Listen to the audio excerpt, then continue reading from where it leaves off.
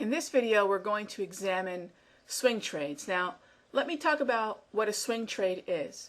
For me, a swing trade is first identifying that the market is indeed in an uptrend or downtrend, and for that I use a tool called the 34 EMA wave. The second part of a swing trade is to wait for the actual swing, which could also be considered a correction or a retracement of the trend. So for me, a swing trade is defined as a trade where I have a trend underway. I am then waiting for a correction of that trend. So if this were an uptrend, I'm waiting for a pullback. And at the moment of pullback, I'd be positioning myself to capitalize on support. Let's take a look at a chart that is showing an uptrend that is pulling back into the support of the wave.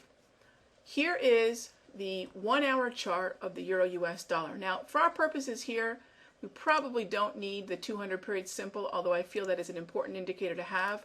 Just for the clarity of this chart, I'm going to remove the 200 period and the 50 period indicators, just so we can keep the tools that I use specifically for the entry of a swing.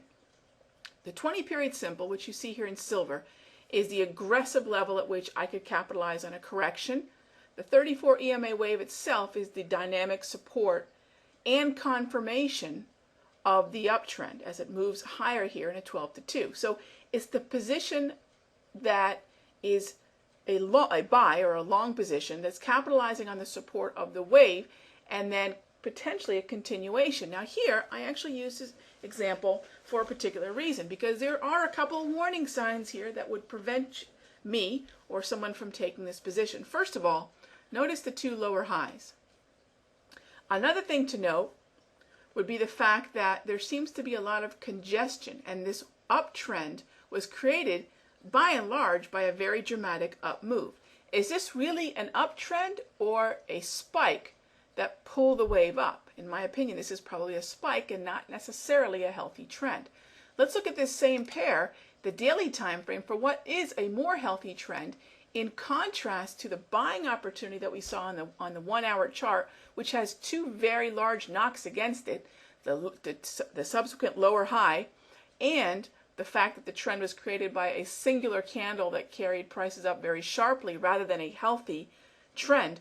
Here is a downtrend, 4 to 6 o'clock angle of the 34 EMA wave, correcting up into the resistance of the wave and the 20 period simple. The dominant psychology for this pair is bearish. So to take a long position would be counter the dominant trend. Let's look at another example, and this time on the Dollar Canada 240 minute chart. Now on the 240 minute Dollar Canada chart, we have a downtrend. Now this is a downtrend that has not yet corrected again into the wave, but notice the last time that it did, not only did prices find resistance at the 20 period simple, but also within the wave. So on another bounce higher into this area, I could position myself using a conditional order, parking an order here to capitalize on the correction and then look for the opportunity to get short. So yes, you're selling into the momentum, but the overall trend is bearish. So you do need a bullish momentum to get you to the entry, and therefore it's a corrective entry. We're capitalizing on the health of a trend, the correction of that trend, and the expectation that a healthy trend does correct and then continue. Let's look at another example, and this time one that's actually triggering at the moment on the 60 minute Euro Yen.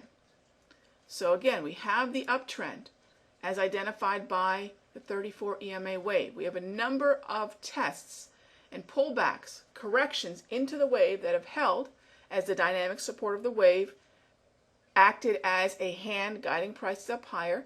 We have a series of higher lows and higher highs. So this would be a swing buying opportunity, capitalizing on the correction lower into the wave and an expectation of continuation higher.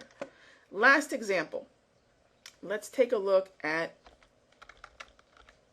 the dollar Swissy 30-minute chart. This is an example, and the reason I chose this is, notice the wave is beginning to move up higher, but it's in transition. The wave clarity, the smoothness of the three moving averages, they're smooth. The angle, yes, is technically 12 to 2, but it's not established nor has it been tested. So this would be a swing buy if prices were to correct lower into a fresh transition. And that sometimes can be problematic. So just be cautious of that first swing.